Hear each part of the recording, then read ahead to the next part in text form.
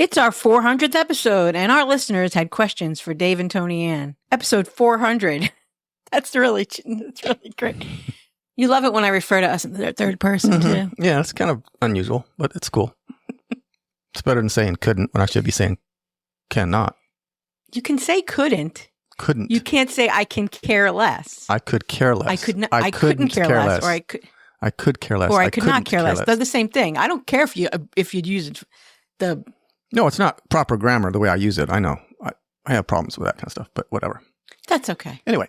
Our listeners ask us questions on episode 400 of the Disney Crush podcast. That's kind of an uneventful opening for 400 episodes, Dave. Thanks. 100, 200, 300, no, 400. Thanks for the memories. What better way to celebrate this milestone than for you to ask us anything? We will share all of those questions and our answers coming up. But stay tuned to the end of the show because Tony Ann will probably circle back to some kind of news she forgot to tell you. Episode 400 is coming up right now.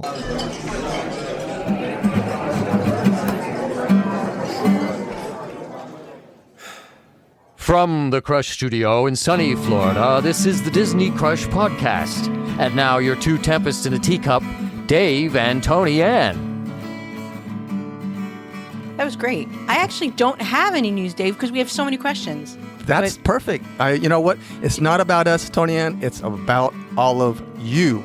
So, yeah, I like that. Yeah, 400. How do you feel about 400, Tony Ann? Does it seem like 400? That's crazy. No, it's crazy. It's really crazy because I remember when we started and we were like, oh, the big people have 200 episodes. I can't believe that podcast. They have 200 episodes. And it's like, we have double that now. I know. It's a lot. Hey, podcasting. And we're not the big people. No, we're the little fish in the big pond. Yeah. There's a lot of Disney podcasts out there, yeah. There are. We've seen some come and go, though, since we started. And Michael's here with a calendar. Oh, cool. What are we writing on July 12th, which was yesterday? So that doesn't even make sense. What would you like me to write? Let's see. And Michael's making an appearance on episode 400. Well, it's been a while, so glad to see him back. And this is Michael's Minute. Let's see. There's 5. I thought you want to go to Dollar Tree next weekend. Is that what you want me to write? Dollar Tree? That's good. That's 5. Let's see. That's 5. That's 5. It's up to you. Dollar Tree or 5. What if we went to Family Dollar? That would really throw things off, huh? Dollar General. Oh my goodness, that would really. Or Target. You wouldn't exist if Target wasn't in the world. Oh. Yeah, there would be no Michael if there was no Target. You look tired, man. You're not even talking. Can we get this on with? This is episode 400. What's up? Well, what's his thoughts on episode 400? What do you think of 400 episodes of the podcast, Mike? Is that a lot? Ugh, he said. He's still thinking about whether he wants to go to Five Below or Dollar Tree next weekend. It doesn't really matter. You buy the same thing no matter where you go. It's just a change of venue. If we go to Five Below, he looks at the posters. Oh. He has a routine. Go in. The toy section is first when you walk in, and we walk through the toy section. He doesn't pick anything usually. Then he goes to the posters, and he looks at all the posters on one side, and then there's posters on the other side, so we have to go around and look at the posters on the other side. Hey, is there any Farrah Fawcett posters in there? No, there's no. Oh, okay. Just checking. There's like movie posters, and then there's some scary YouTube posters of things that he's seen on YouTube, right? Ugh, scary. Some of those posters scare you? Yeah. Uh-huh. All right. Ugh. Ugh. Ugh. Ugh. Ugh. He's telling you he's telling you what he thinks about the podcast. That's what he's saying. Jason. Ugh. Jason scared. Oh yeah, there was a poster of Jason and Freddie and Michael Myers last week that he saw. Jason Statham? And he said that was very scary. That was a very scary poster. Jason Statham or Jason the and Ghostface. Yes, it was like all the different kill. Slasher movie. I don't even, he doesn't watch those movies. I don't know how he knows all their names. I guess it's just from YouTube, but he knows all their names. All right. What are you doing, dude? Okay. I'm going to call Dad. Please do. Right outside the door. Episode 400. Let's do it. Oh, shit. Oh, cool. All right. There you go. Michael got his first turkey. All right. There you go. Close the door behind you. Okay, we're calling Dad. Where's the phone? Oh, finally, yes. You need to follow through with your threats. You're not following through with your threats. You're an empty threat maker. I'm very disappointed in you right now. I can't. I know. Oh, so disappointed. Oh. We can't go back to June. I told you. He's leaving. After all these years of podcasting with you, I've tried that on Veronica, and it doesn't work. I'm calling Tony Ann right now. You can't call Dad. It doesn't work. Get her out of the room. Nope. All it does is it takes that little ring, and he's out, man. Must be nice. I don't know. Oh, where were we? I don't know. 400 episodes. All the big people have had more episodes than us, and then we talked about that. Some people have dropped out since we started. There's been some people who left in disgrace. There's been some people who just, decided to pack it in. Yeah, there's been a lot of stuff going on, but you'll see that with so many podcasts out there. Some don't make it 5 episodes, and some make it hundreds and hundreds. There's an end time for everything. Eventually, this show will come to an end. Eventually, one day. Eventually, yeah. Why don't we just do it now? It almost came to an end last month, but that would have been really. That's true. It almost did. Let's just do it now. Get it over with. 400. That's a good number. We can just call this our last show. No, I got to tell you something. When I was off for those couple of weeks because I was sick, more people reached out to me and said that they were sad because we weren't together recording. Like it's something about us together. They love Veronica, but they like the back and forth that we have. And Okay. Well, I appreciate that. That's nice. When I came back, I did have a couple of people reach out to me and tell me just that they missed this for some reason. I don't get it. I don't either. I'm not too quite sure about that. I don't know how you put up with me all these years. Same. All right. So, I don't have a lot of news. The test track previews are this week.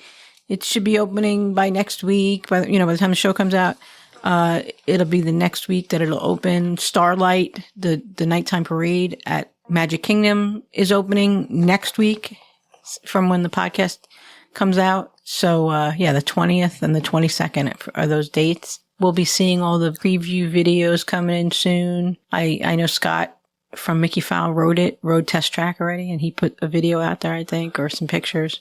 Yeah, no, it looked good. I saw the video, and I've seen some other videos too. But it looks better. They could have really ruined it, but I don't know. I think it looks a little better.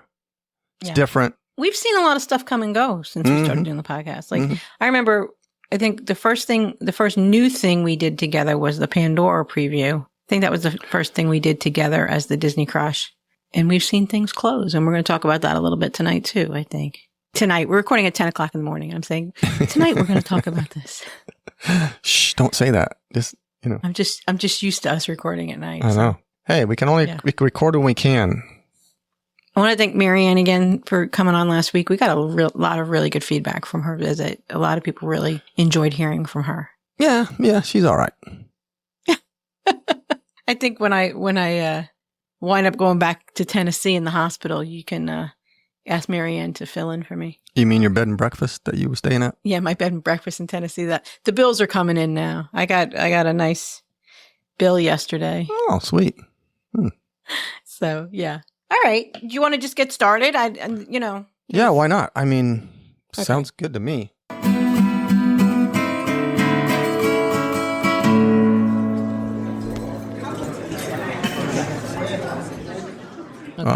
You want to start, or you want me to start? What do you want to do? Well, let me find I had the post pulled up, and now it's gone because Michael came in, and then you have reels with music on our page. So that's. Did you ever find out who that swag was for? No, I did not. No, because that's why I put it up on Facebook in our group, Friends of the Disney Crush.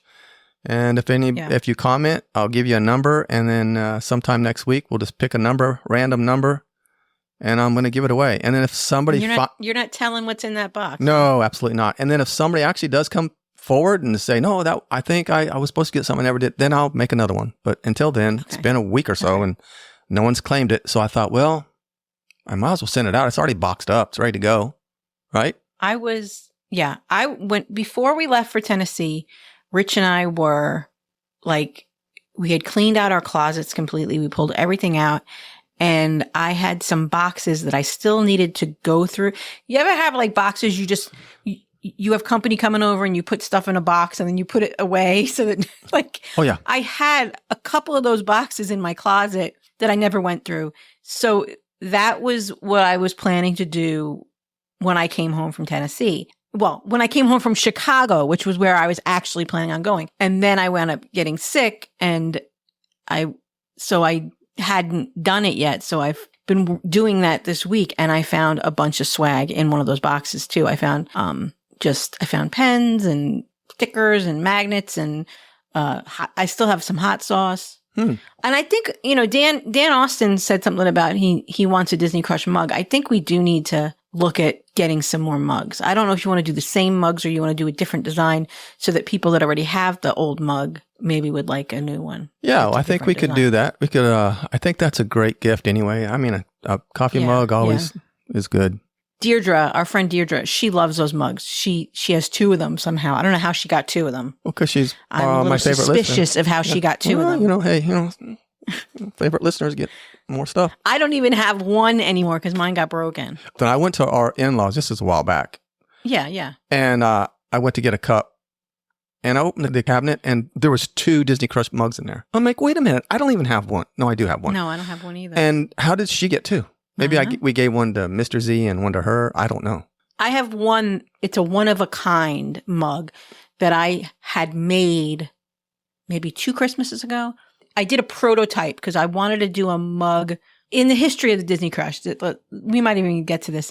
In the history of the Disney Crush, the friends of the Disney Crush, our group, we have a friend and listener named Trey Noland, who was our first cold call. What had happened was he had posted something very funny on a free cycle.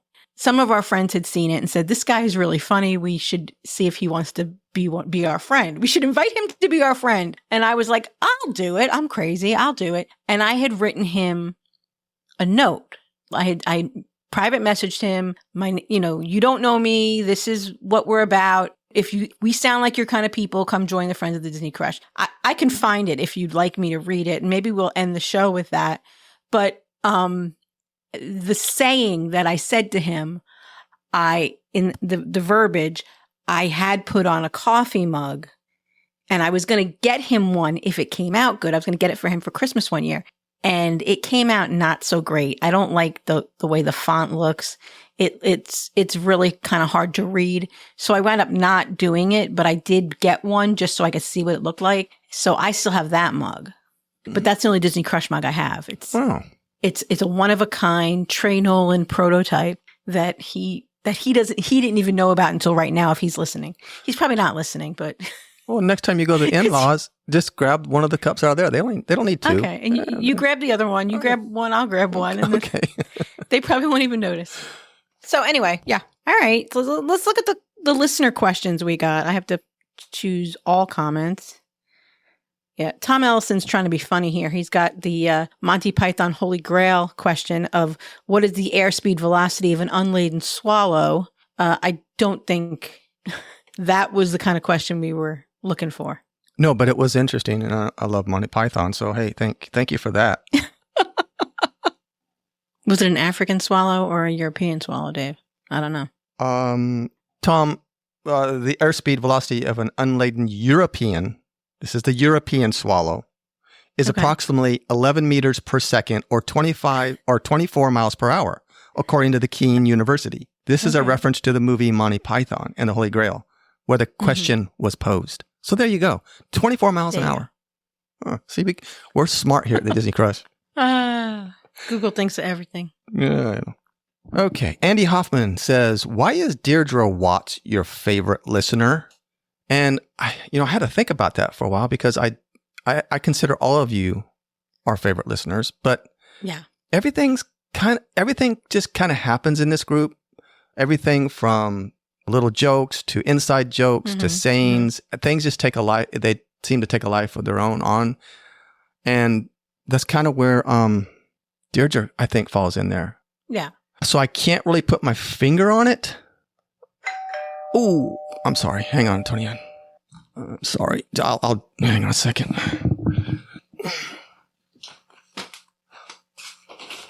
Hey, what's going on? Hey, I know. Okay, no, come on in. No, come on.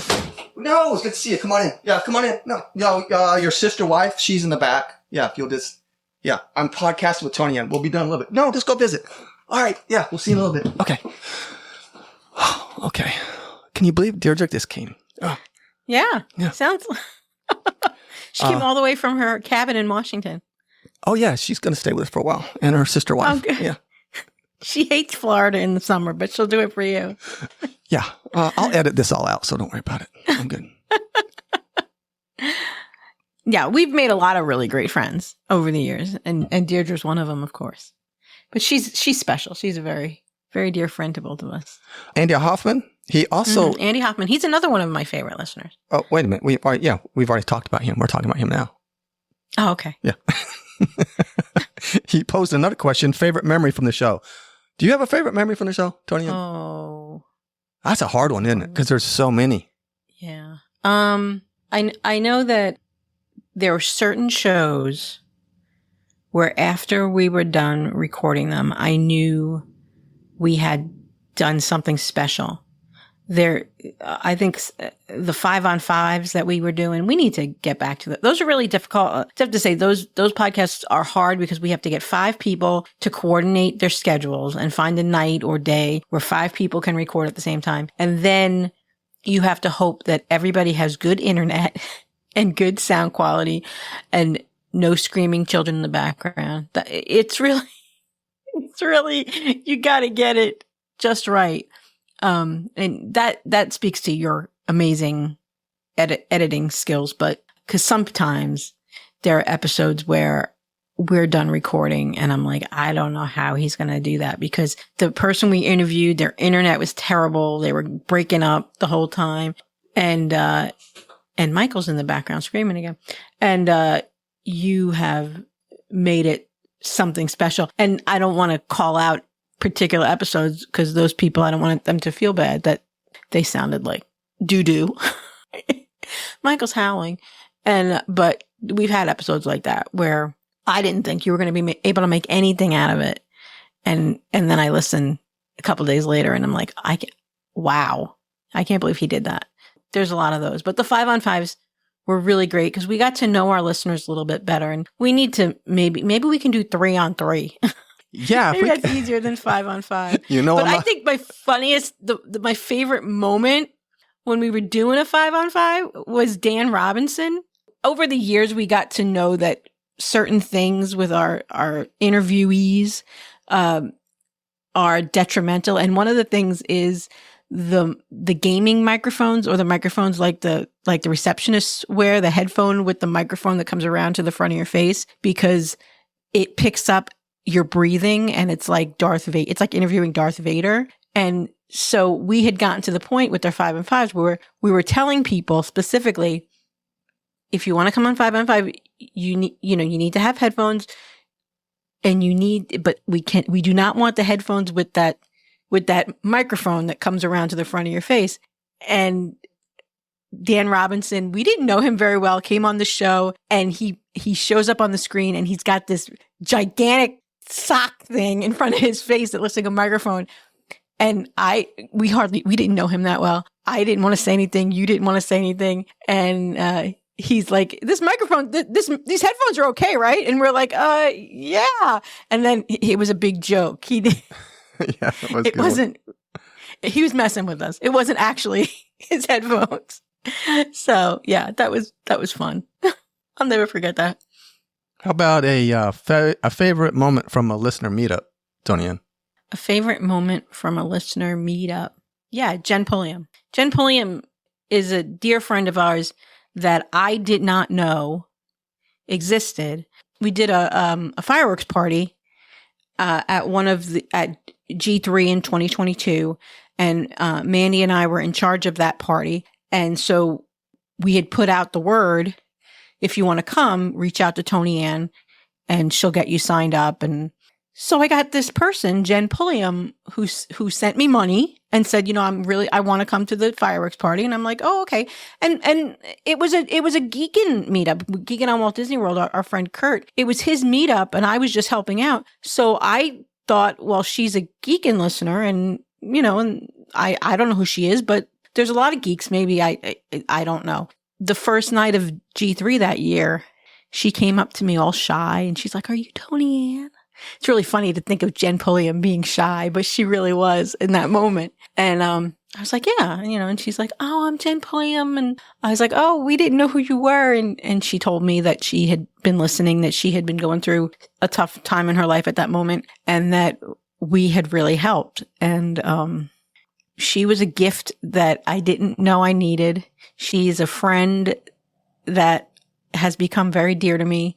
It was really at that moment that I realized that there were people out there that I didn't know that I was affecting in some way. It makes you feel kind of responsible. It's kind of overwhelming. We had brought some joy to her life at a bad time. So, and she's brought so much joy to my life since. So that was probably the most special meetup I ever had. Yeah, she's pretty special. Mm-hmm. Yeah, I think I've got a couple, Tony, and I think okay. One of my favorite moments from a meetup would be when we all gathered at Toy Story Land and had all the Army people come by, and it was just everybody was laughing. We had such a great time.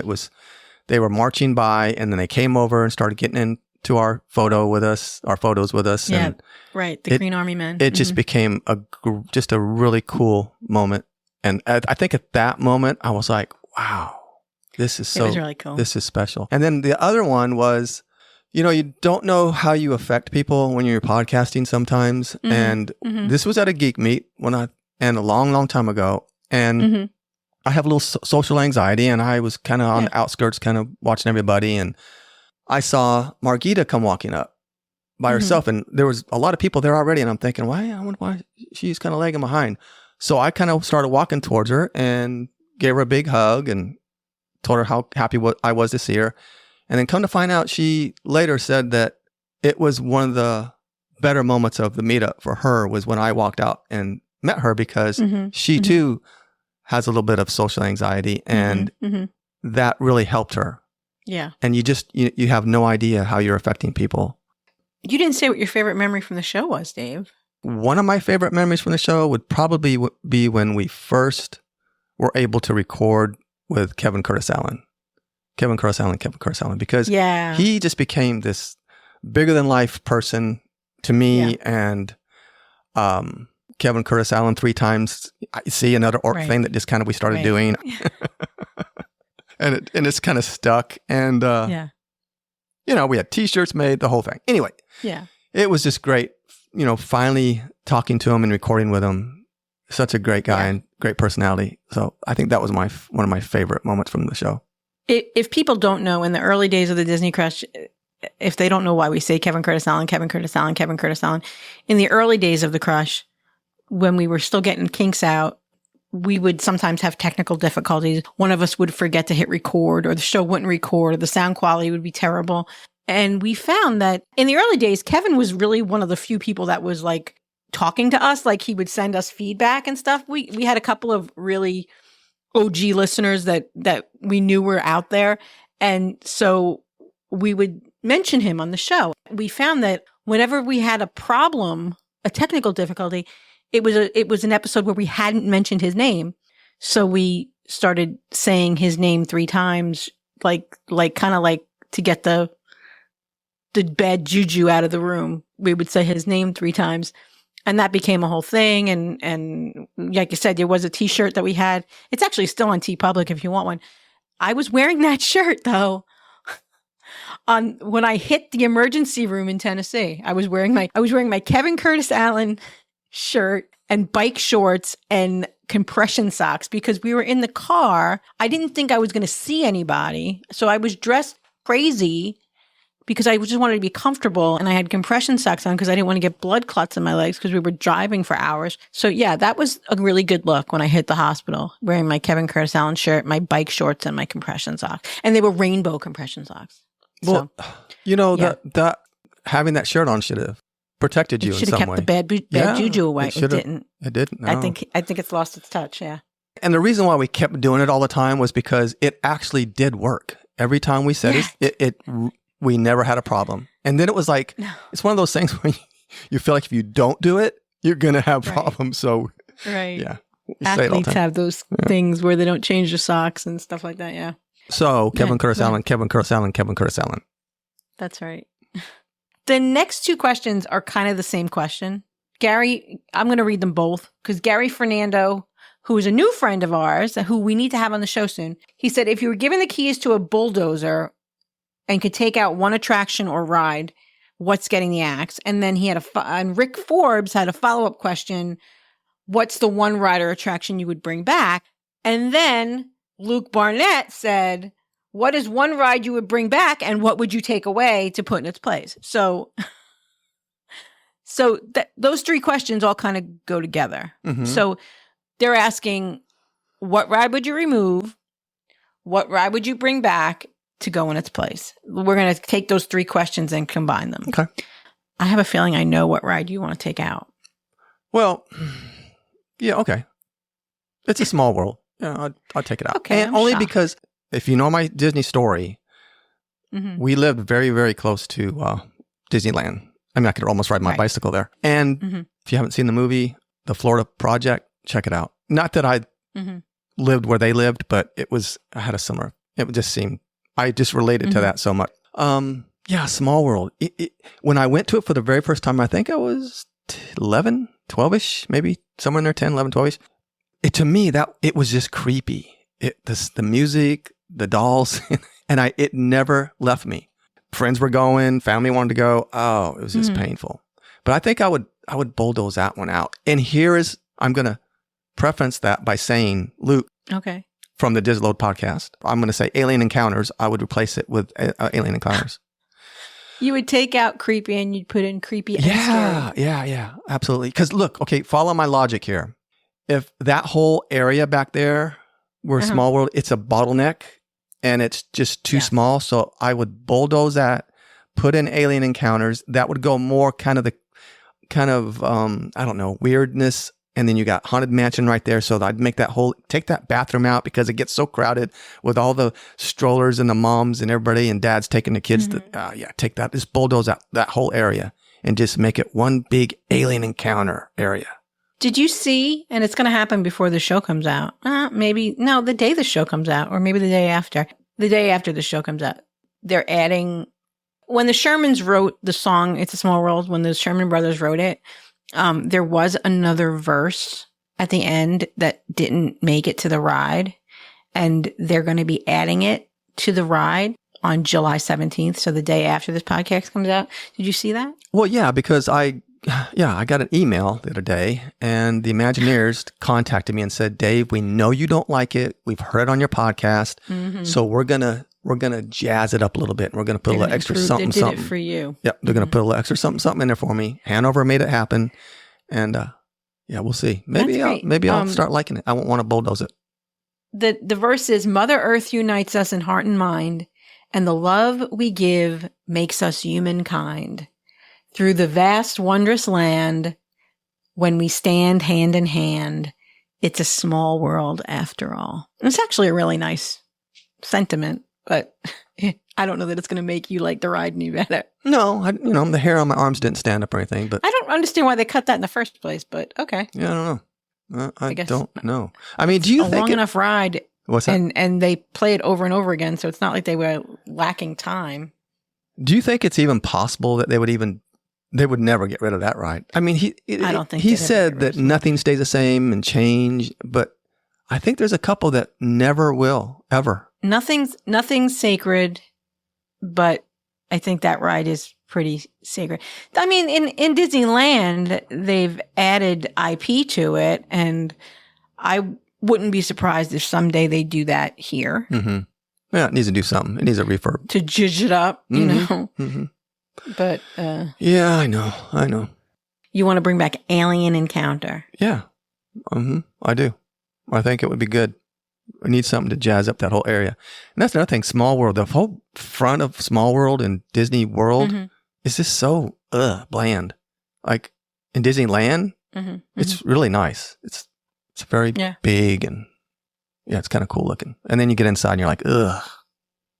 So I had a couple of thoughts, and my first thought was the Tomorrowland Speedway. And let me tell you something. I have been saying, and I've seen somebody close to the Imagineers say as much, that Disney knows that Tomorrowland Speedway is terrible and they want to get rid of it, but they can't because all the little kids love driving the cars. And when they build Cars Land at Magic Kingdom, that will give them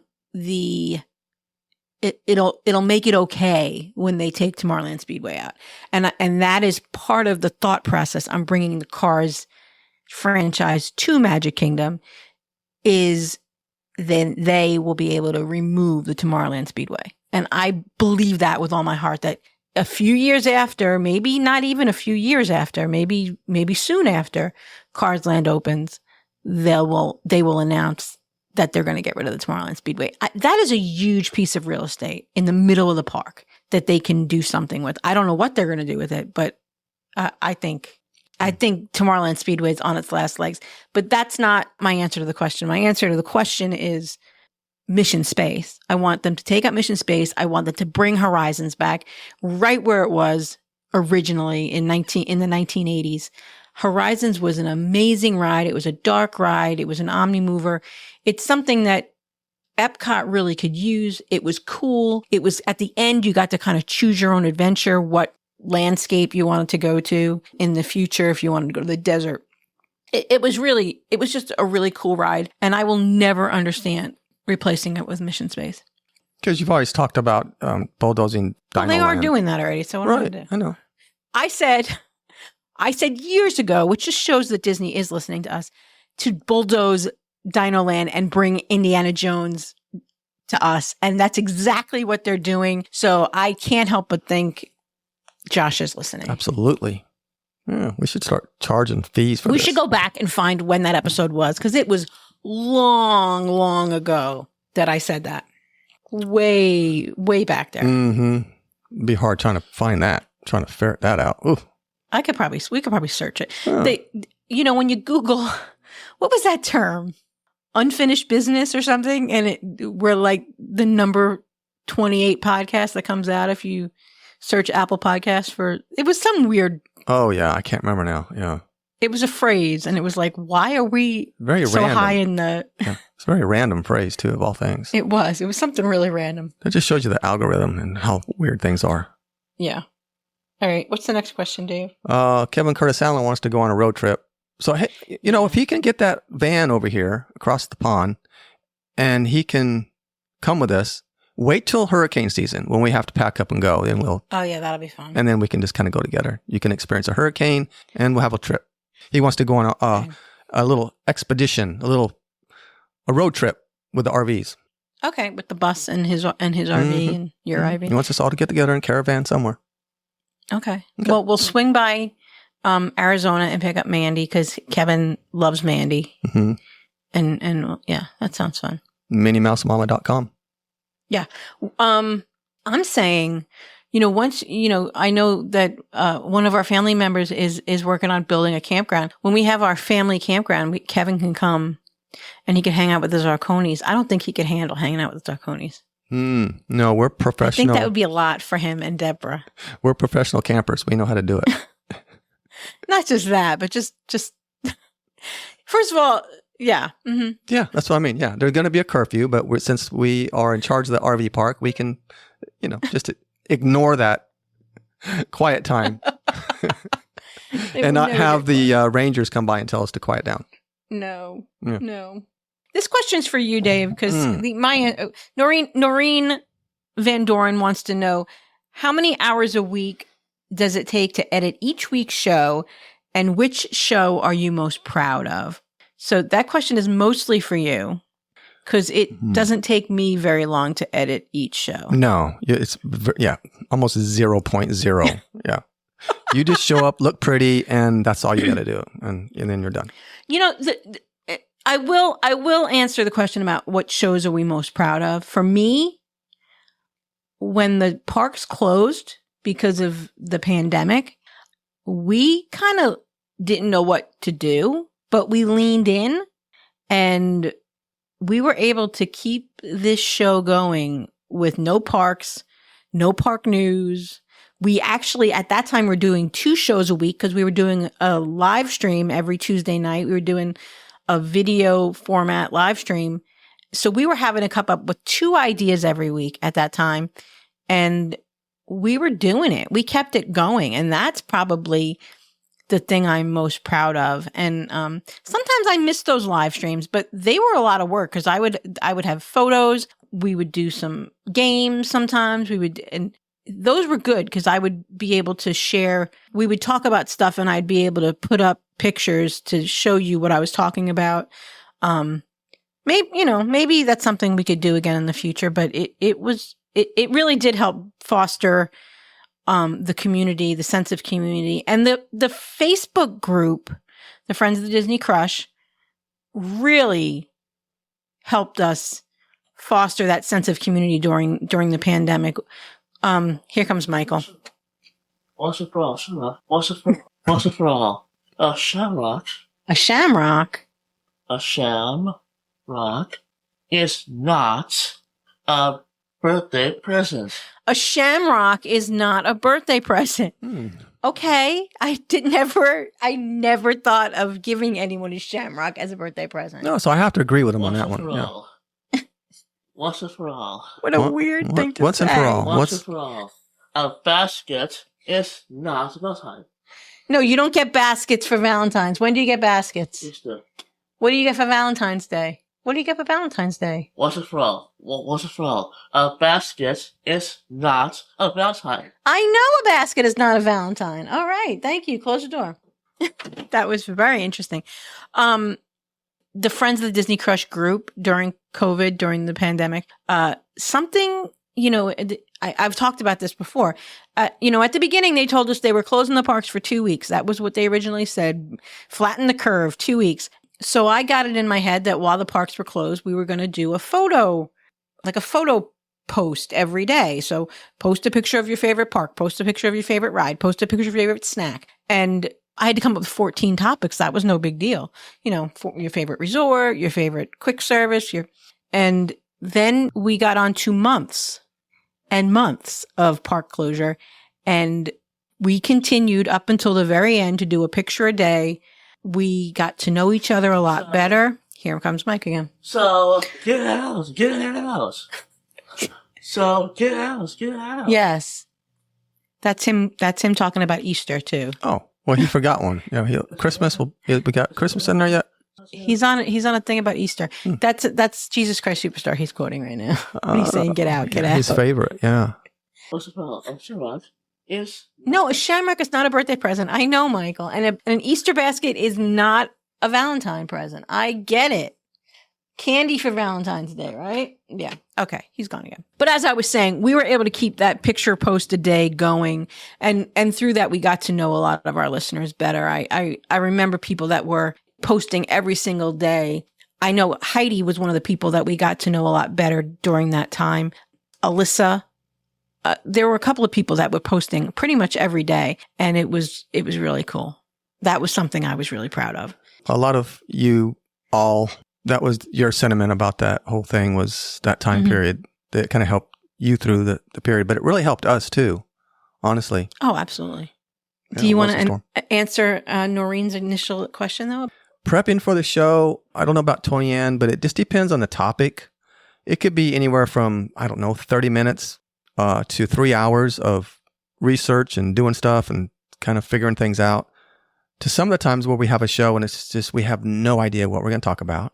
And literally 5 minutes before the show, we say, oh my gosh, we don't have it. And I'm like, let's just get on and talk. And those end up sometimes being some of our better shows. So I'm going to give that anywhere from 1 to 3 hours. Social media takes us about an hour. And then recording takes us about an hour, 2 hours, right, Tony Ann? Yeah. And then... Yeah, I muted myself because Micah was on a rant. That's okay. And then editing the show... After 9 years of editing, I've gotten a little bit better, but some shows just take longer. And the thing about editing, I'll say anywhere from, I think the least amount of time is about 3 hours. So it's about 3 hours to 6 hours, sometimes 8 hours. It just depends. I don't rely on AI, which a lot of podcasters are going to now. Mm-hmm. I do use it for certain things, but most things, editing-wise, I do manually, and I just can't relinquish that to AI because I just don't think it does as good a job yet. Maybe in the future it will. It's getting close, but I like to be able to be in charge of certain things, like ums and certain crutch words you use. You don't have to take every single one out. Sometimes you should just leave some in. I got into a period where I was taking every one of them out, and I'm like, that doesn't sound natural. So I'm always switching up. And then publishing the show to our host, it takes about 1 to 2 hours. So we're looking at anywhere from 6, some shows, 10 hours, some shows, and maybe 15 hours on some shows. It just depends. But I look at editing like art. To me, it's an art. I think that helps me because I really try to make it sound as good and natural as possible. And found the best way to do that is take out myself as much as possible. Speaking of editing, Michael's howling like crazy right now in the background. So, but you might have fun editing that out. I think I'm very proud of our family members putting up with us over all these years in these 400 shows and allowing us to do it.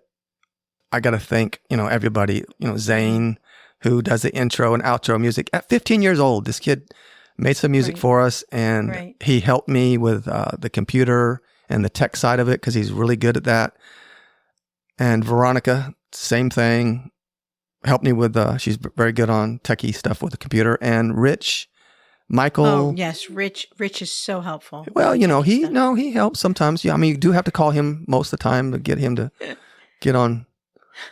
Get Michael out of the room. Yeah, but, Hanover, just everybody. Uli wanted to know if we're ever going to see Hanover again. What happened to Hanover? Oh, Can we expect his return anytime soon? There is always a possibility, Uli. Okay. But Hanover got in trouble because he made a few appearances on the Disney Crush, and he was trying to disguise his voice, and they found out. So he's basically right now in Disney jail. So when he gets out of Disney jail, you never know.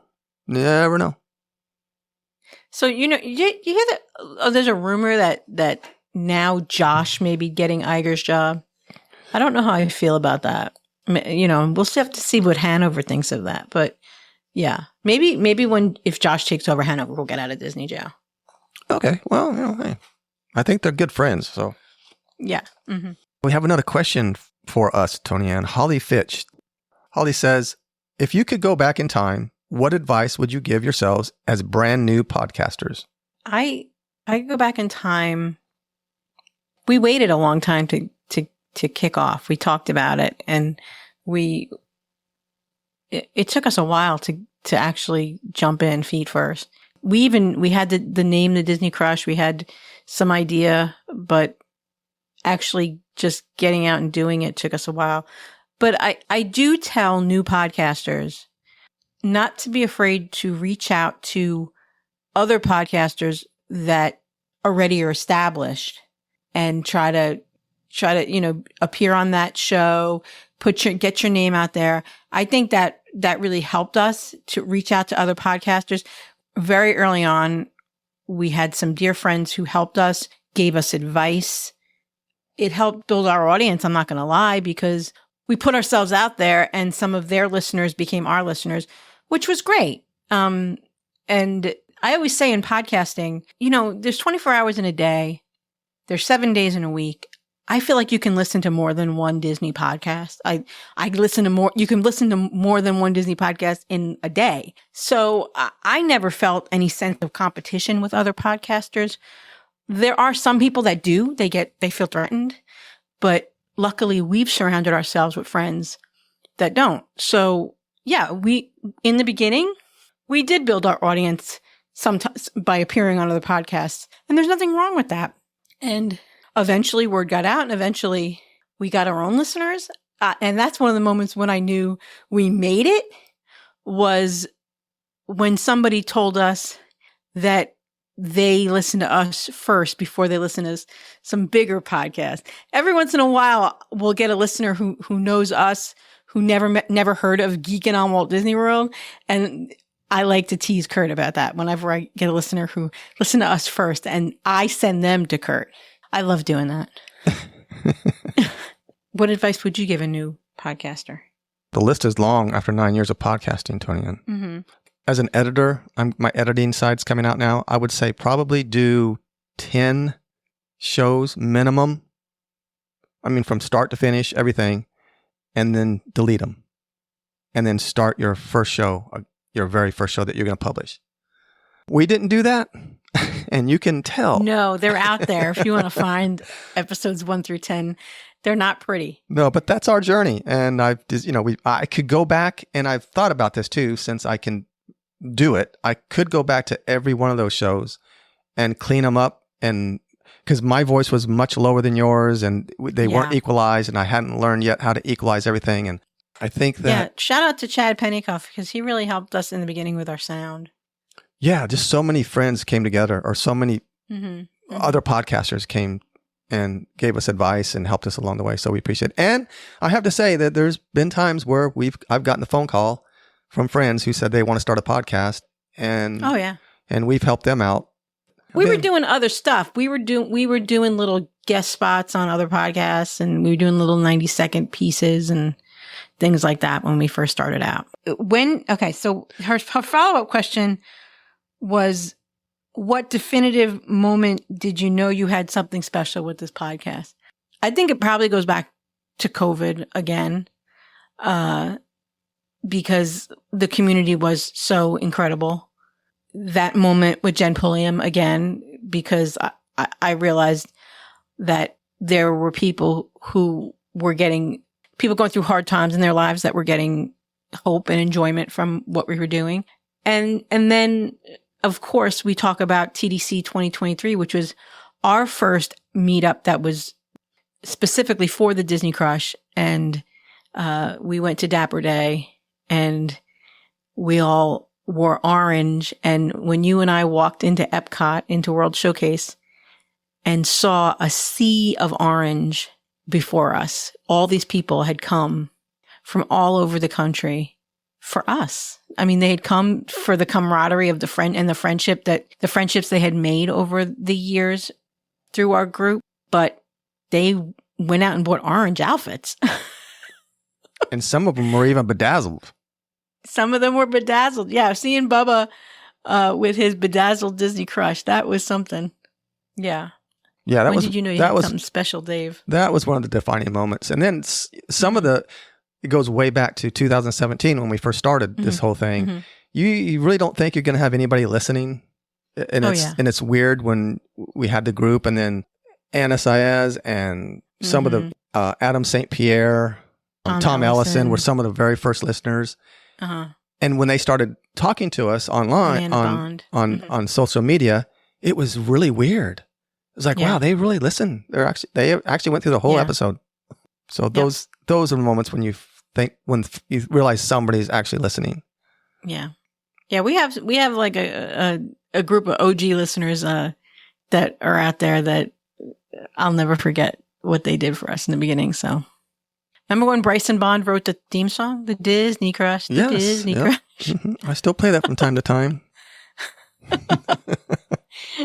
Oh, speaking of Disney Crush meetups, Dave, Judy Ludwig wants to know, when are we going to have another Crusher gathering in the park? She loved the games we played in the Beach Club. If people don't know, as part of our meetup in 2023, we did like minute to win it games. We did some crazy games in the Beach Club. We probably almost got kicked out of the Beach Club because we were in the little DVC room with the pool table, and we did some crazy things. I think that there were pantyhose and Oreos and all kinds of weird things going on in that room. Ping pong balls strapped to the back of our buttocks. It was fun. Yeah, it was a good time. It was. It was. We had a nice meetup in 2023. I don't know when we're going to do another one. I'll be honest with you. It was a lot of planning. You know, somebody asked the same question when I was on Geeking on Walt Disney World with Kurt recently. It actually wasn't that recently anymore, but it was a few months back. They asked when we were going to do another meetup. And the answer is the same. When we have people that want to help us, because the planning committee for those couple meetups, it was all the same people. And I think there was some burnout, and if new people want to help, that might help. Mm-hmm. It's hard to put together a date that this whole community can agree on too. That was tough, but yeah, because it doesn't always work out for everybody, the time wise. Yeah. So I'd like to do something when it's cooler though. Like we did it at the end of April and it was hot. I'd like to do something in January or February or November maybe. Yeah, November can still be a little hot. Yeah, I'm all for January and February, one of those months. We'll figure something out. Mm-hmm. But yeah, it's going to be a matter of having a planning committee that really wants to do it.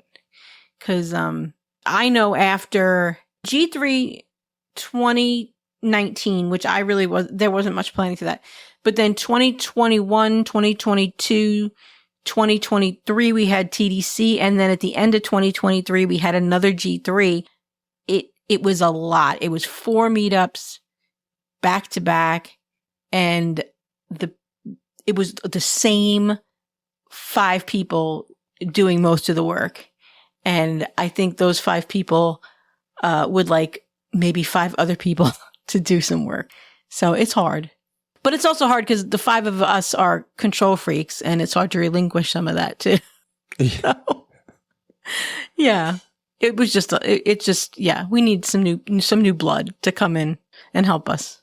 But I will tell you this, when we did the Main Street 16 in May, when a few of us did the Main Street 16 with Main Street Magic, they have their own committee of people. And I had said at the final award ceremony, we have our own group of planners that maybe we can all come together and plan something, because that would be cool to have some new blood and to do some new things with some new people. So we'll have to see. Yeah. Okay, our next question comes from Patrick Wheeler. You don't want to answer when the next meetup is? You know? Oh, what? Did I not answer that? I'm going to just parrot everything you said. Okay. Because, yeah. Okay. Yeah. I do zero planning. I do zero planning, yes. You show up. I just show up. Someone's got to look pretty. Come on. Patrick Wheeler, if you only had one show or ride, Tony, and to watch or ride, past or present, for the rest of your life, what would it be and why? Ooh. I'd love to say Cosmic Rewind because I love that ride, but I don't know if I could ride it on repeat that many times. But that really is my favorite ride. If I could feel the way I feel when I'm on that ride, the exhilaration all the time, it would be awesome. I'm exhilarated on that ride. That ride starts and my hands are in the air and I am just, it's pure joy for me, that ride. The problem is when you get off the ride. So if I could just keep that feeling of exhilaration without that feeling of getting off the ride. Mm-hmm. I think it's the design of the ride. I think the reason why when you get off the ride, you have to go up the stairs and down the stairs is because the track actually goes under there's a piece of track and the ride vehicle has to go under to get to the loading to get back to the loading area. I think that's why you have that situation with the stairs that go up and the stairs that go down. And I think that affects people because you have that ride and then you've got stairs going up and stairs going down. And I've heard a lot of incidents have happened on those stairs where people have gotten woozy and fallen down the stairs or had incidents. And I think that is a mistake. It's a design flaw. I really think, I don't know if they need to put in a moving walkway or something like they used to have at Space Mountain. Right. I don't know. Cause I think people's equilibrium is screwed up when they get off that ride and then they have to go up and down stairs. I usually do the elevator now because of my knees, but I don't know. What ride or show would you do on repeat for the rest of your life, Dave? Well, I was going to say the same thing you did, but I backed out of that one because how I might feel. I'm thinking, what could I ride that might not be as bad as that? I got to go with Flight of Passage. I think just even the queue walking up to it through the mountain and inside, and then the ride itself is, even though it's, it is what it is, it's just, to me, it's just really good. So I could just do that on repeat. Well, now that you say that, it makes me think of Navi River Journey, and I think that would be really cool just to ride. Well, all day long. Funny you said that, because I was going to say that first. I could do that one because it's kind of low key and it's just not long enough. That's why I say they should combine the two. No, if you could just ride it constantly, or maybe make it a little longer, because it's cool in there, right? And it's dark, and the music is so serene, and I love that. I really do love that ride. I wish it was longer. Well, it could be longer. They should combine the two. They should combine that one, and then when you're at the end of the ride and the shaman, then you have to get off and get on the Banshee. Okay. And look how incredible that would be. Oh my gosh, that would be so cool. It'd be one of the longest rides, and it would take care of that little short ride, and combine the two. 5 years from now, watch, they're going to do it. They're going to come up with this new reimagined thing, and they're going to do it. Okay. And we'll never get credit for it. Never. Wendy Fox wants you to describe your perfect Disney trip if you didn't have to pay for anything. Let's say Walt himself gave you a pixie dust credit card. Where would you stay and what would you do? Well, she didn't say how long we could stay. If I had unlimited, Walt gave you the pixie dust. Well, then I'd stay in Disney as long as I could, probably for the rest of my life, and just go from one resort to the next. I've always said that if I won $1 billion on the lottery or something, I would do that. You'd want to stay at every resort. I would want to stay at every resort for like a week or two, or until I got tired of it, and then just jump to another one. Just make the whole circle, and then maybe repeat. Just keep doing that. And then go out to Disneyland, then to Paris. I was thinking about that the other day. There was an article about a woman who she's living on a cruise ship because it's cheaper to live on a cruise ship than it is to go into assisted living. Mm-hmm. So, and I was thinking about if I could live at Walt Disney World. That's really funny that you said that, because I said the same thing. Well, how much would it cost to like stay at, different resorts for a year? But I really, really enjoyed staying at Bay Lake Tower. Actually, I stayed with Wendy when I stayed at Bay Lake Tower. I really, really liked the location there at Bay Lake Tower and the view of the fireworks every night that we had. That was amazing. But my favorite area to stay in really is Crescent Lake. I really loved staying at the Beach Club in March. So I think I'd do like a combination. A lot of people love the Poly. I don't. Maybe the new tower I'd like, but I don't really love the Poly because, first of all, I've got caught in a rainstorm and, it's all exterior buildings, the Poly. So if you have to get to the main ceremonial house and it's pouring rain, it's not fun. Mm-hmm. And this main ceremonial house, the main building there, it's a zoo. And I've likened it to Grand Central Station. It's really crowded. And that's before they built the new DVC tower, which it's my understanding that it's making things even more busy at the main ceremonial house with the quick service and things like that.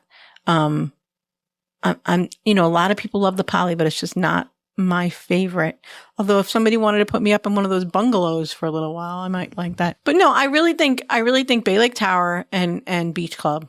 As far as things on my bucket list that I haven't done because of money, Victoria and Albert, some of the special events and tours. I loved doing those fireworks cruises, and I've done them multiple times now. It's really, when you have 10 people, it's a bargain in Disney terms as far as fireworks parties. Fireworks parties are over $100 a person for mediocre snacks. And these fireworks cruises, if you have 10 people, are like $40 a person. And I think they can't be beaten, especially the one at Epcot. The view at Epcot, the Epcot fireworks tours are wonderful. But yeah, so money's no object. I'm staying at Bay Lake and Beach Club, split stay. I'm eating at Takumite because I haven't done that yet. I'm eating at Victoria and Albert. And I think there's a couple of tours I haven't done yet that I'd like to do. I said contemporary just because that's where it kind of all started. And we always find ourselves there a lot of times to meet people or hang out. That would be cool to experience that whole thing. The monorail's right there. I've never stayed there before. I haven't stayed at Riviera. That gets a lot of love. That one? I haven't stayed at Riviera. and I haven't stayed at the Grand Floridian. Okay. Well, I know the Riviera Those are the two I haven't stayed gets at. a lot of love. A lot of love. Yeah. And Beach Club, I mean, I think the Beach Club would be cool. It's really nice. There's a side door where you could just walk out and you're almost to Epcot. Mm-hmm. Mm-hmm. So that's really cool. Right. And you still have the monorail system, so it's basically, and the Skyliner. Well, if right you're there. going to walk through you have to, You have to walk through, but I'm just saying it's all available there. And the boats. Yeah, it just seems like a great location. And we've been there and partied and hung out and been to, some of our, Disney Crush meetup was held there, which was cool. Yeah.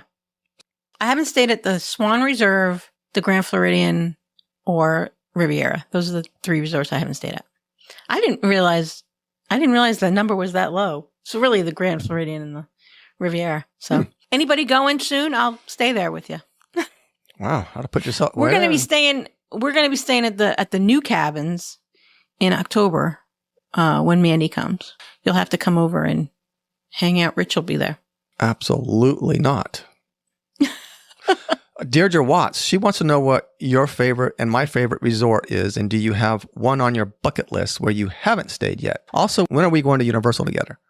Actually, we need to talk, you and I, about getting Glenn Kessler and Rebecca Rudin on. They just came back from Epic Universe and would love to talk to us about Epic Universe. I really do want to go see Epic Universe. Yeah, I know. So I would love to get over to Universul. Well, schedule those two. Let's get it done. Okay, well, let's get it on the board because they're going. Yeah. So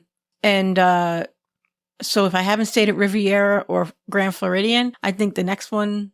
I think I want to try Riviera before Grand Flo, only because it's got the same problem unless you're staying in, it's got a lot of outbuildings. So again, like Polly, and it's got this lobby that everybody wants to come. I would never stay at the Grand Floridian at Christmas because of, now this year there won't be a gingerbread house because they're doing renovations on the lobby. But most years at Christmas, that lobby is a zoo, and the monorail, you could be waiting for multiple monorails to come and go before you can get on. I remember the line being back to Citrico's from the monorail to get on at Christmas time. So I don't know, the Grand Flo doesn't do it for me. Mm-hmm. But so I think Riviera, being that's the only one left that I haven't stayed at. And what about your favorite resort? Did you say your favorite resort? My favorite resort, I love Port Orleans French Quarter. I do. I love Coronado. I do. I've really come to enjoy Saratoga. This is going to sound crazy. My favorite place to stay, truthfully, if they didn't charge for parking, I love staying at the Dolphin, only because the price point and the location and the amenities. That you've got some great restaurants at the Dolphin. You got Rosa Mexicano now, which I keep wanting to go back to, and I haven't been back since we went in 2023. I love hanging out in that lobby. I love the location and the price. I've stayed at the Dolphin for cheaper than quotes I had for Pop Century. I'd have a quote for Pop Century, and then I'd look up the Dolphin with the pass holder rate, and I'd find it cheaper than Pop Century. That's a no-brainer for me. I'm staying at the Dolphin every time. The problem is they charge $40 a night for parking, which is crazy. Well, that's that nickel and dime. So you got diamond. to add that plus a resort fee. So it's like another $80 a night. So you got to figure that in. Mm-hmm. But I really love the location there, and I love the amenities. I love going to that spa. That spa's really nice. Being that they never reopened the spa at Saratoga, Saratoga Spa was my favorite spa. I don't like the spa at Grand Floridian. Again, Grand Central Station, because when you go for a spa treatment, after you've had your massage, for example, they bring you to a relaxation room where you can relax. You just had this relaxing experience, and you want to take your time going back to reality. So you might veg out in the relaxation room and have some water and some snacks. They'll always have nuts and maybe sometimes they'll have champagne and tea and things like that. Grand Floridian, when I went, the post massage room was also the pre massage room. So there were constantly people coming in and going, Becky, 12 o'clock. So it would be like, you weren't really relaxing because there were people in and out. Whereas at the Dolphin, the Mandara Spa, there's a place to sit before your treatment, and then they take you to a post-treatment room, and you don't have people coming in and out, calling out names and things like that. And I really, really like that spa. So that's my favorite, Dolphin. Like I said, I haven't been to many of them, but the ones I have stayed at, I'm thinking Animal Kingdom Lodge would be my favorite. Animal Lodge is really nice. Yeah. Yeah. We stayed at Kidani Village. We've stayed there a couple times, at Kidani Village. And, that room we had with the Savannah view was something special. Mm-hmm. And we could thank our dear friend for that trip. Yes. Our favorite listener, or my favorite listener. And on my bucket list. Yeah. I'm going to go back to Wendy Fox and say the Contemporary, just because. Okay. It's the first one. I've never stayed in the main Contemporary in the main tower. I think I'd like to do that too. Mm-hmm. Now that you mention it, especially since they've redone it to Incredibles. I just don't know about that atrium feeling with the Chef Mickey's below you. Mm-hmm. Yeah, it is kind of weird. But coming out of your room and having Chef Mickey's and the monorail go, I don't know. Yeah, it's all cool. I mean, we just seem like we find ourselves there quite often. Yeah, we do. We do. And it's just a good, relaxing area. Sometimes you can find spots. Anyway, that would be my pick. Okay, well, what does Dan Austin have to say? Oh, Dan Austin, what is your first memory of Disney? You already told us yours on this episode. And was it going to a park, a movie, a TV show, or a toy? I do remember being very little and seeing Snow White in the movie theaters. And I always talk about this like it's a foreign concept to people younger than us, that we didn't even have VCRs as kids, David and I. Mm-hmm. We didn't have DVDs. We didn't have 300 cable channels or streaming that you could just say, oh, I want to watch Snow White today, and put a tape in or hit a button on the TV to make it come up. If we wanted to see Snow White, we had to wait 11 years for Disney to decide for it to come back out again into the movie theaters. There was no just on demand watching Snow White. You could go years and years. You could go your entire childhood and never see Snow White, because the way that the movies used to come out and go in the vault, and then they would put them back out in the movie theater for a limited run. So this is a movie from the 1930s that somewhere in the 70s, they released it, and I got to see it in a movie theater. And that used to happen. That used to happen when we were kids, that movies would come out. They'd get re-released, and that's a foreign concept to today's youth, I guess. I know I saw Snow White. I loved the 101 Dalmatians. Cruella de Vil was my hero. I had a Cruella de Vil outfit, like a furry coat that I would wear. I wanted to be Cruella de Vil. So yeah, those are my earliest Disney memories. Yeah, it was just weird. The way that, and you'd go see a movie more than once because you wouldn't know when you were going to get to see it again. Or maybe not you. You never go to movies more than once. But no, never. I think I saw Star Wars one summer. I think I saw it 11 times. Oh my gosh. Kill me now. Put a stick in my eye. Because I would just go and go and go. Because you didn't know, because you wouldn't get to see it again. You didn't know when you were going to get to see it again. So kids today don't understand that a movie would come out and you'd have to go see it, or else you wouldn't get to go see it. And then you had movies that were on TV annually, like The Wizard of Oz would be on once a year. Sound of Music would be on once a year. The only thing that's still on once a year nationally on a national network is the 10 Commandments. It's always on the weekend. It's always on around Passover or Easter. It's always on in that time period. But that is the only movie that is still on once a year nationally that I can think of. Mm-hmm. It's on one time, and that's like a 4-hour movie. That's crazy. It goes on at 7:00 and it ends at midnight. That's more than 4 hours. But anyway, yeah, that just, yeah. So yeah. But yeah, Cruella de Vil, I loved 101 Dalmatians and Snow White. My sister, who's older than me, my sister's, I guess, 13 years older than me. So I was little when she left the house. She went and lived in Manhattan. She lived in New York City. And one year for my birthday, she sent me this book. where they put your name in the book. Like, so it was a Snow White book, and I was in the woods with the dwarves, and it had my name in it and had like my birthday and certain things that I liked.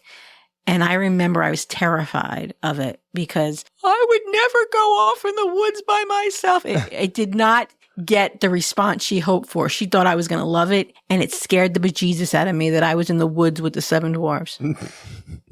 You never know how things are going to hit a kid. No. I was terrified of it. Yeah.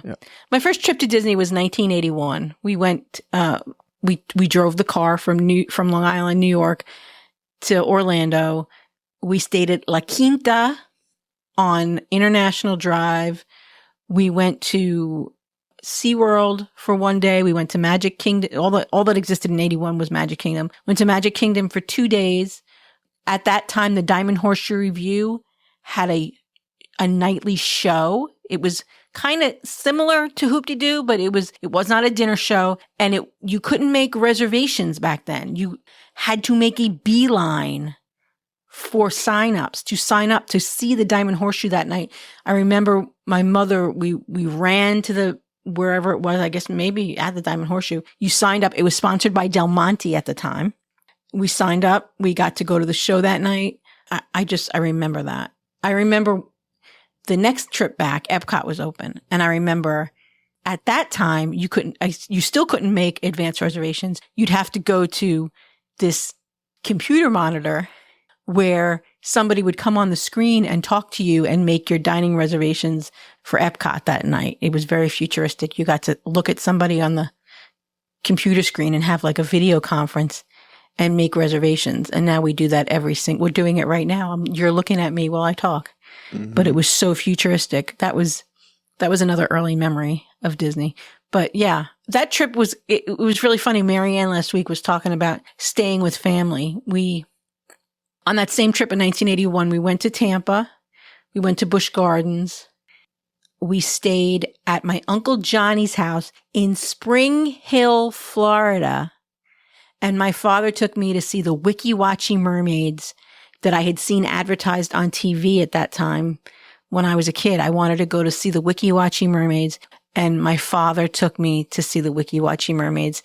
And do you know where I live now, Dave? You know where I live now. I live in Spring Hill, Florida. And the Wiki-Wachi mermaids are 5 minutes from my house.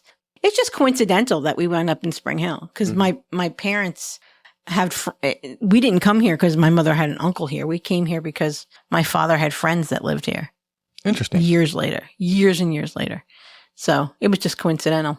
But Spring Hill loomed large in my legend. Okay. Well. Special place. That question went on and on. Wiki-Wachi. Yeah, well, that's fine. That's great hearing your story, Tony Ann. When I was a younger kid, the TV was everything. And like Tony Ann was saying, when a movie came out or a show came out, it was a big deal. Yeah. Because you had to be there and watch it then, or you're done. You missed it. Right. So for me, it was all the Disney stuff, and it was larger than life back then. Disney has purchased many franchises like the Muppets, Star Wars, Pixar, Marvel, etc. Mm-hmm. Which one of those franchises would you like to see Disney purchase, and what do you want them to do with it? You know, I was talking to Rich about this the other day. He was watching The Lord of the Rings. I think if Disney bought the rights to Lord of the Rings, they could do something with it. I can't think off the top of my head what they would do with it, but I think Disney could figure out something cool to do with it. The Lord of the Rings is a pretty cool trilogy. He was also watching Star Trek the other day, and that's why I wasn't sure which one it was, I said. But Star Trek and Star Wars, it's funny because Trekkies and Star Wars people they co-mingle. Yeah, there's kind of I don't know that they could probably do something with Star Trek, but I think Lord of the Rings would be cool. They could maybe even put that in Animal Kingdom somehow. If they could put Pandora in Animal Kingdom, they could put Middle Earth in Animal Kingdom too. I mean, oh yeah, absolutely. Yeah. So yeah, I think Lord of the Rings would be kind of cool. Do you have any idea? This kind of goes back to the whole growing up. Mm-hmm. I'm going to say if they could buy Looney Tunes. That'd be cool. Because all my favorite... I remember when Who Framed Roger Rabbit came out, it was a big deal that the Looney Tunes characters and the Disney characters were going to be in the same movie. But it was a franchising nightmare. I think that's why they took Roger Rabbit out of a lot of the parks, because I think paying royalties to Warner Brothers was a problem. Yeah, I'm going to say Looney Tunes. I think they could do something with it. Don't know exactly what, but there could be some attractions, some rides, some cool merch. I regret that Disney wasn't able to come to a deal with J.K. Rowling for Harry Potter. Universal's done an amazing job with Wizarding World over there, but I would have loved it if Disney had been able to strike a deal with her back at the time. But the problem is Disney wanted full control and she didn't want to give up full control. So I think it was never going to happen. But from what I understand, they've done some amazing things at Epic Universe too. Okay, Tonya, well, who was your favorite all-time Imagineer? Marty Sklar. Marty Sklar, it's easy because I met him. Oh, do tell. I met Marty Sklar. I met him at a meetup, and he was very gracious and very nice. Yeah, he had a lot of interesting things to say about Walt. He told some stories about the history of the parks, and he was one of the people when they announced that they were changing the Pirates ride, that they were taking out the Wee Wants the Redhead. He was very vocal in reminding us that Walt said that it wasn't a museum, that things could change, that things going to change with the times, that nothing was sacred, that stuff could come out. And that's a scary concept to me because things like Carousel of Progress, the Tiki Room, Small World, things like that are constantly under threat. I mean, we just saw Liberty Bell and Tom Sawyer Island close, and people were very vocal about it. But I did repost the other day on a different group because people were lamenting about how could they close Tom Sawyer Island, how could they close the Liberty Bell. There were other reasons for closing the Liberty Bell. It was a engineering problem. The water, Disney was having trouble with it. So getting it out of there was actually it actually helps Disney operations wise. And it was not a big people eater. It didn't help with crowd control. Not a lot of people rode it to begin with. And the ride was a half-hour ride. So it wasn't a good use of that space. Marty talked about that, about how nothing is sacred. It's not a museum. Change is inevitable. And I think that getting rid of the Liberty Bell ultimately is going to allow us to get rid of the Tomorrowland Speedway. So, I think so too. Yeah. So that's Marty Sklar. Well, I'm going to have to say Joe Rohde. I know. Oh, yeah, Joe Rohde. The typical one, I know. But I just love Pandora. I love that whole area. Yeah. Starting from Nomad. Like if I go into Animal Kingdom, I see the Tree of Life. I take the left. Now I'm hitting Nomad. And then I'm crossing the bridge into a different world. Yeah. I just love that area. And he had a lot to do with Pandora. Oh, yeah. And Animal Kingdom Lodge, all of your favorites. I know. See, that's why I'd love to meet him and ask him about the earring. I have to know. About the earring, yeah. I just got to know.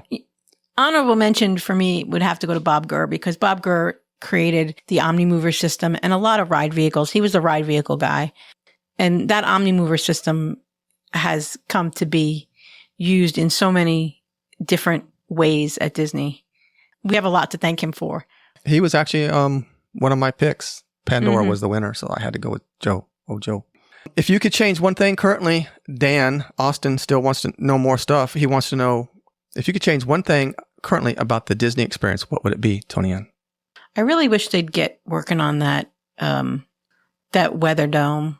Because the freaking heat is crazy and the rainstorms. So I think the weather is what I would change about Disney. I understand why they built it in Florida. When I see the pictures of Disneyland Paris where it's snowing in February and it's so beautiful, it looks lovely, but I don't think it's very practical for a year-round theme park to be covered in snow. So I understand why they put it in Florida, but I hate the weather. I hate how hot it is. When we were doing that Main Street 16 in May, it was just unforgivingly hot. It's like that much of the year. We had a meetup for Tori's 50th birthday last year. We went to Epcot. We were there like an hour. We were outside. Then we went to La Cava to get out of the heat. And then we pretty much peaced out after that and went back to Saratoga for the pool. So it's just, the heat. That's the way it is here. We basically have about 6 months of just heat. Because you don't want to go outside. It's 6 months of it. Because like you said, it kind of starts in the end of May, around May, but April, May, June, July, August, September, October. Yeah, it's 6-7 months of just not good weather. You know what stinks? You live in Florida, we have a pool. My kids never wanted to, like, they got to an age where when kids are little, they always want to go in the pool. But they get to a certain age, I don't know, like 10, 11, 12, where they just wanted to stay in the air conditioning. And that we had the house so cool that they never got hot enough to want to go in the pool. Like, yeah. Mm-hmm. Michael never wants to go in the pool anymore. That's the way our kids did the same thing. But I had a lot of shade in my backyard. Mm-hmm. It kept the pool a little cooler than normal, which I loved. But the kids were always complaining growing up. Dad, could you put a heater in the pool? You have a pool business. Why don't you just put a heater in it? And I'm like, absolutely not. If I could change one thing, I think it would, for me, it would be do something different. The passes. Yeah. I mean, it's so confusing. It costs so much money. Yeah. Added onto your park ticket already. Right. That I think, I mean, they're never going to do it because they're making the money. But I just wish there was a different formula they could use that would give people a better chance to get on things. And yeah, I just do not like the system right now. It's just so confusing for someone that's new, especially. I don't understand why they can't. As Florida residents, we have the right to we have the ability to pay for our tickets, our annual passes over the year. We have monthly installments that pay for our tickets. I don't know. I don't understand. It's a third party. It's not even Disney that does it. I don't know why they can't offer that to everyone. We have friends that have families that come. They can only buy the $1,500 pass, and they have to buy it in one big lump. Like, I think of the Austins, if they buy, they have a lot of people in their family.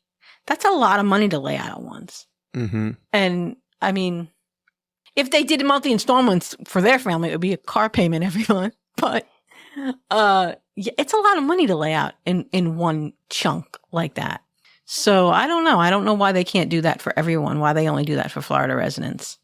Because it's not even Disney that does it. It's a third party. So I don't know why they can't give that to everyone. But yeah, I mean, if I want to say something, bring back old fast passes, bring back paper fast passes. I would love that. Mm-hmm. Yeah. But not going to happen. No, I know. But they're just making it so unaffordable for so many people now. Yeah. It's really getting kind of crazy. Yeah. But it's still crowded. Oh, I know. That's what I mean. As long as they're making that money and people are coming, they're not going to change anything. Yeah. I don't know. Joy Cook, our last question. As our community grows, will you have to stand behind a velvet rope in the future and charge for your meet and greets? Oh, that harkens back to a story that I told about.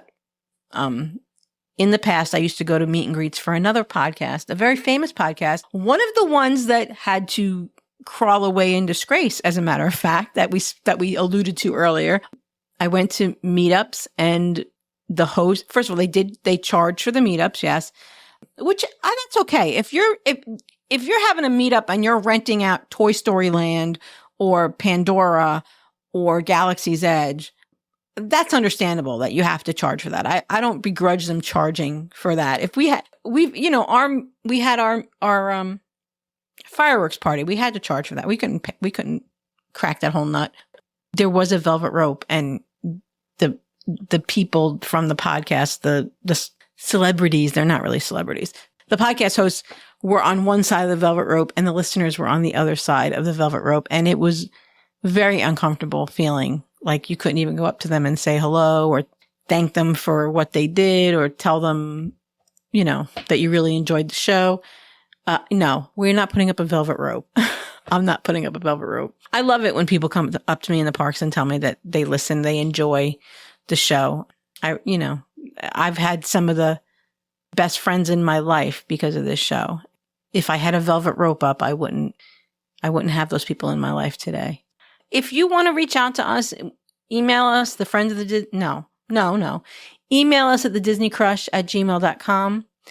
Join our group, the Friends of the Disney Crush, on Facebook, and share your Disney experiences with us. If you want to tell Dave and I something that we got wrong, let us know. Email us, thedisneycrush@gmail.com. You want to tell us that you named your baby David because Dave has meant so much to you over the last 400 episodes? Please don't. When I was a kid growing up and the teacher would say, David, like 4 of us would raise our hand. Mm-hmm. There's so many Davids. No, we're not putting up a velvet rope anytime soon. And growing up, Tony Ann, when I was grade schoolish, my last name starts with a J, so everybody started calling me DJ. Hey, DJ. Oh. And I was like, no, do not call me. I hated it. But now as an adult, I'm like, I probably should have stuck with that because Dave's a very common name. I should have kept that one going. And I'm gonna answer Joy Cook. Yes, yeah. I mean, Tony Ann, I'm gonna have to respectfully disagree, but yes, absolutely. You can go to www.thedisneycrush.com and you can get autographed pictures of us. They're on sale now for $999.99. $999.99. We'll even throw in a Disney Crush magnet for you. And there's a whole list of things on there for sale. Pictures. You can take us to dinner. You can buy us a drink. The only problem is Michael, Veronica, Hanover, Tony Ann, Richie, all that merch is flying off the shelf and mine's not doing so good. So I need some help, people. I need some help. Okay.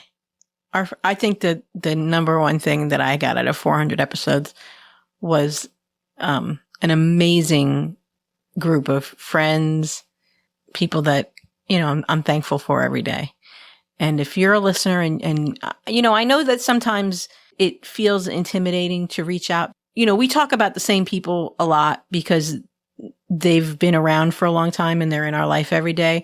But we love hearing from other listeners that we don't even know are out there. That I think is one of my favorite things is when I find out about people that I didn't know were out there listening.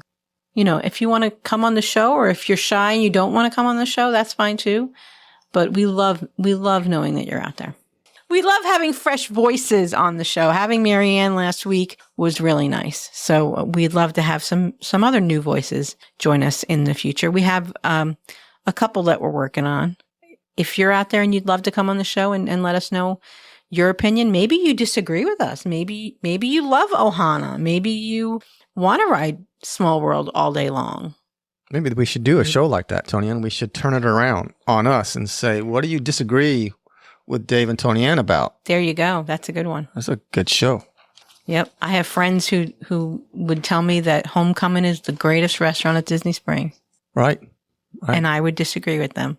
Mm-hmm. And people would tell me that a Journey of Water is in the exact perfect place that it needs to be. Perfect park. Yeah. Perfect place. Yeah. Well, Tony Ann, before we leave, do you need to circle back or anything, or are you good? No. No circling back today? Got it. Nope. Is there anything that you could maybe share with everyone that might surprise them or shock them? Anything? Well, I've talked about this before, that people don't realize that you and I, we knew each other for 20 years being in the same family, but we didn't really talk. We would say hello. We'd hug each other at Christmas. But we were not what I would call close or friends even. Like... I don't know. We cared about each other, but we'd see each other 2 or 3 times a year. And I'd sit on one side of the room, you'd sit on the other. Right. We didn't know each other that well. I know, looking back, thinking about that, you're right. And to think that years later we'd have a podcast together. That's crazy. Yeah, and it's really funny because, and I told you this privately a couple weeks ago, that my sisters, when I was in the hospital, my sisters were with me because Rich had Michael, and he went up to see Dominic. So they didn't want me to be alone in the hospital. So my sisters came to the hospital to be with me. When I finally came to, you were one of the first people I called, and you and I had our regular back and forth. We were talking like we talk. I wasn't as bright and alert as I am right now. No, not so much. You and I were talking like we always talk, and with our little back and forth. And my sister told me a couple days later that they were a little jealous because they're my sisters that I grew up with in the same house. And I don't have that rapport with them that I have with you. And that was so crazy to me, but it's true. I don't know. Do you want to, could you give me their numbers? I'm going to call them up and see if they want to start a podcast together. What's a couple more podcasts, a couple more hours editing? There's a couple more ideas. Yeah, why not? But we didn't have this. We've only had this since we started doing the show. I don't know. It was, I can't even explain it. Because what if we had like dud chemistry? What if we record? I guess we wouldn't have gotten to 400 episodes. No, we probably would have stopped after 10 or 5. Yeah. Yeah, this ain't working. He's a boring guy. You put up with me. I mean, look, if there's anything that might shock people for me, I think that saying that, I don't know how you put up with me because I suffer from dyslexia and a little ADD, and I have problems growing up. I had problems spelling, pronouncing words, speaking in complete sentences, and I still do to this day. Sometimes Veronica, and it's a simple word. It could be a simple word, and I will just butcher it, and it'll be 3 times. And I'll say it 3, and then I just give up. I'm like, okay, I don't know. I can't even say it. I have it in my head, but when I speak it, I can't. It won't come out right. I'll look at words and I'll mispronounce a word, and then like you do this all the time, you'll correct me, and I'm like, well, obviously that's what it says, but I don't know. My brain just doesn't work like that. Right. And I have some problems with numbers, but it's funny because reading, I have good reading skills and comprehension. In fact, when I was in school, I could speed read. I still do this day. I can speed read and still comprehend it. I can read very, very fast. I could finish a book in no time. But when it comes to spelling, and being able to pronounce words, I struggle. You help me through the podcast all the time. Yeah. So if you've been around the podcast for a while, you know, if you've seen some of my posts where I misspell words or I can't speak, I might forget to take it out. But and what bothers me is sometimes online, people can be so cruel online and try to correct you. You know, just direct message me and you don't have to do it publicly. Okay, I misspelled the word. My bad. I misspelled it. But yeah, people can be just real.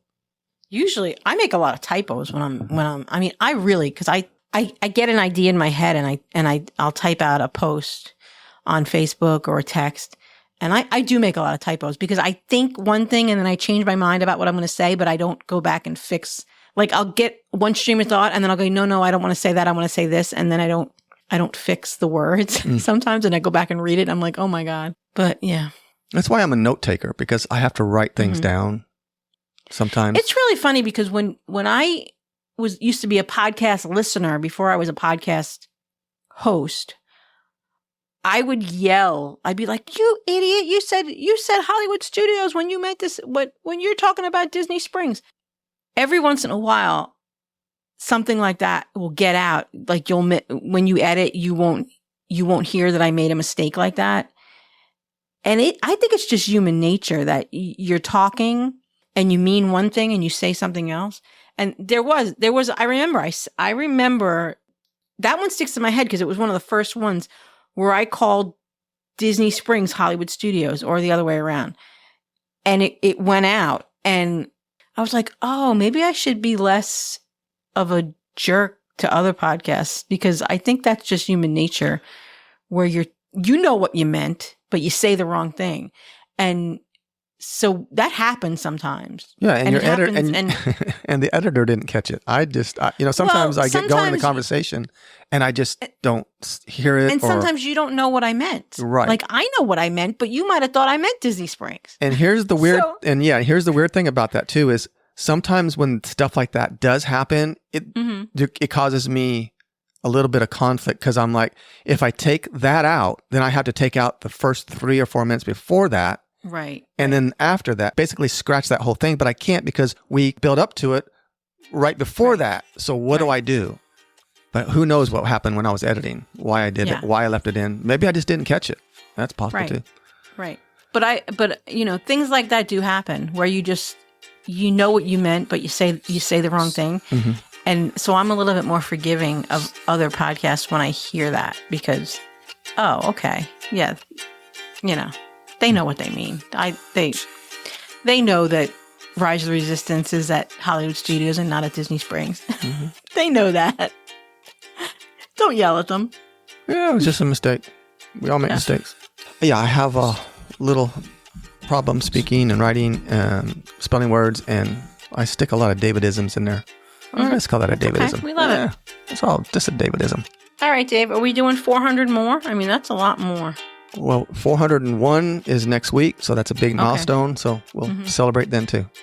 Okay, sounds good. I like celebrating. Thank you, guys. And we appreciate you sticking around for 400 episodes. And we will see you next week. Bye. I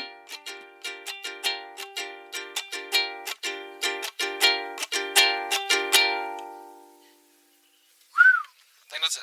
All right. The key of truth has spoken. Put a check on that. Can you do that, Dave? Can you put a check on that one?